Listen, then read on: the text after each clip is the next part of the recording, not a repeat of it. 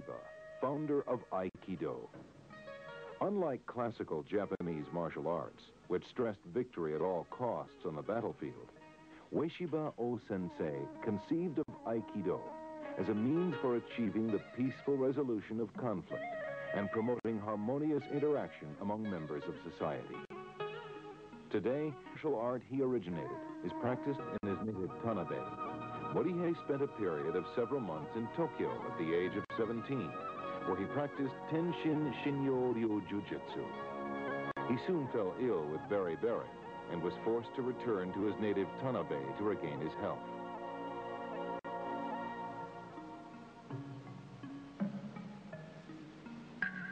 In late 1903, Morihei joined the Japanese Imperial Army shortly before the outbreak of the Russo-Japanese War. It was during his military service that he engaged in the study of Yagyu-ryu Jiu-Jitsu.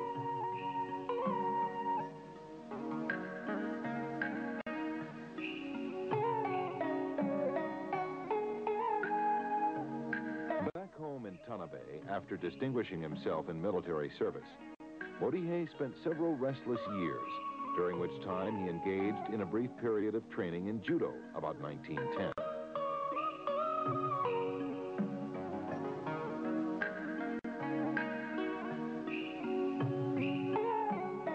During this period, the Japanese government was providing incentives for those hardy individuals who would accept the challenge of settling the northernmost island of Hokkaido.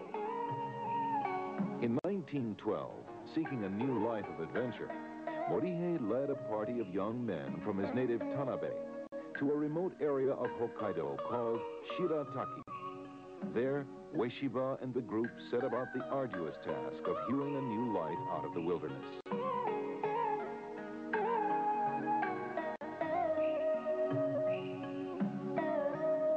Morihei was a leading citizen in this sparsely populated area and served for a time as a councilman. Life in Hokkaido was very demanding due to the severe weather conditions and backward nature of the area. Farming and logging were the main pursuits of the colonizers of this region.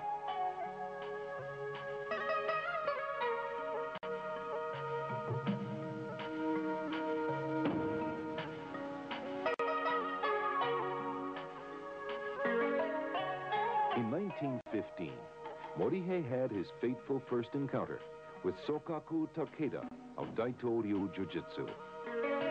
This meeting changed the course of the founder's life, and the techniques of Daito-ryu left an indelible stamp on the Aikido which would later emerge.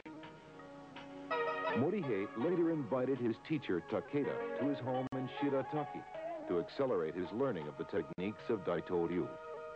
After a short time, Morihei was awarded scrolls attesting to his proficiency in Daito-ryu Jiu-Jitsu.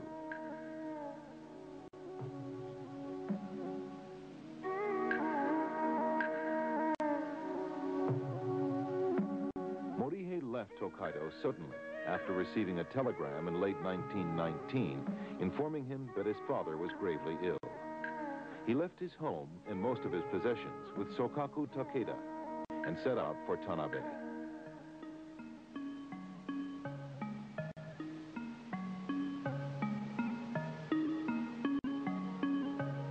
Morihei was en route to his hometown. Another event of great importance in the future development of Aikido was to take place. He detoured to the town of Ayabe near Kyoto to visit the center of the Omoto religion and pray for his father's recovery. It was there he met a most extraordinary individual, the colorful and enigmatic Onisaburo Deguchi. Deguchi, the prime mover behind the explosive growth of the Omoto religion, was soon to become Morihei's spiritual mentor, and Onisaburo's philosophical views would later serve as the ideological basis of Aikido.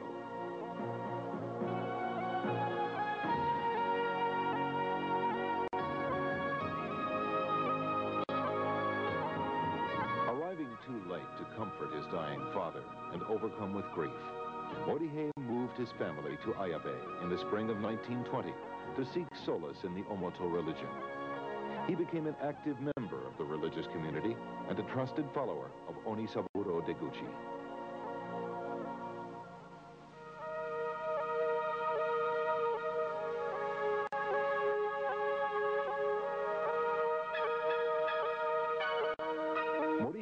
martial arts skills became well known among Omoto believers. And with Deguchi's blessing, he set aside part of his Ayabe home as a training facility where he taught Daito Ryu Aiki Jiu-Jitsu to fellow devotees. He also received Sokaku Takeda for 6 months in 1922, at which time he was awarded the Kyoju Dairi Teacher's Certification.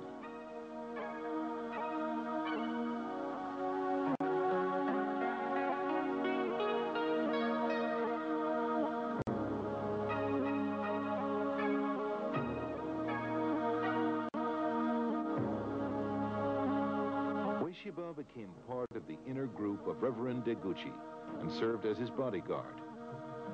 Among Onisaburo's grandiose visions was the establishment of a utopian colony in Mongolia, which would unite the world's religions. Onisaburo and a party of close associates, including Morihei, left secretly for the continent in February 1924.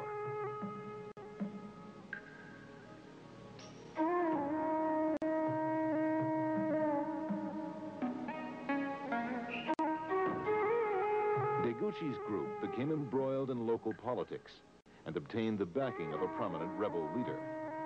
Their plans were, however, thwarted, and Deguchi, Ueshiba, and the other members of their party were captured by government authorities. The Japanese utopians were imprisoned and sentenced to death. Only through the intervention at the last moment of the local Japanese consul were they saved.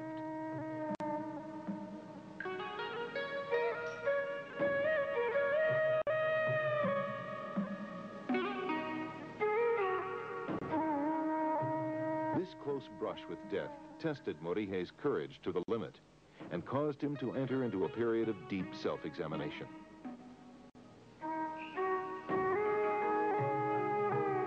Following experience in Mongolia, Ueshiba resumed martial arts instruction in Ayabe and other locations in the Kansai area. His fame as a martial artist gradually spread, and the founder was eventually invited to Tokyo to give demonstrations and seminars on behalf of Japan's military and political elite.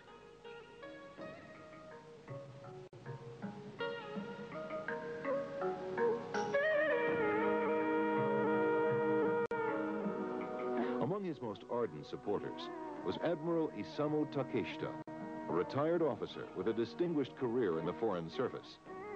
Also a martial arts enthusiast, Takeshita was instrumental in having Ueshiba relocate to Tokyo in 1927.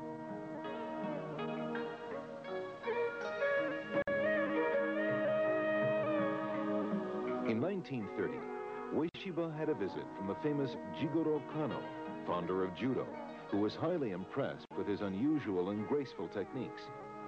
Kano dispatched several of his leading students to study under Ueshiba. After teaching in various locations in Tokyo with the support of a number of wealthy and influential patrons, Ueshiba finally settled permanently at a new location called the Kobukan Dojo, which opened in Tokyo's Shinjuku ward in April 1931. His martial art was gradually evolving away from the more jiu-jitsu-like Daito Ryu techniques he had learned from Takeda, towards what came to be called Aikido. Interestingly enough, it is in this period of Morihei Ueshiba's life that his techniques are the most clearly documented. This is largely due to the survival of a series of more than 1,000 technical photos, which preserve for posterity his dynamic Aikido.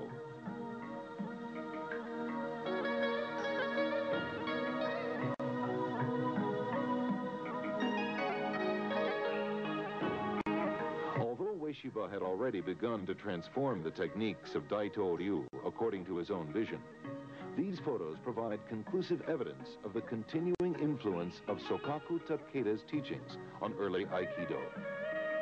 The complex joint locks and pinning techniques shown in these photos are unmistakably from the Daito Ryu technical repertoire. And now we present the classic 1935 film, Budo.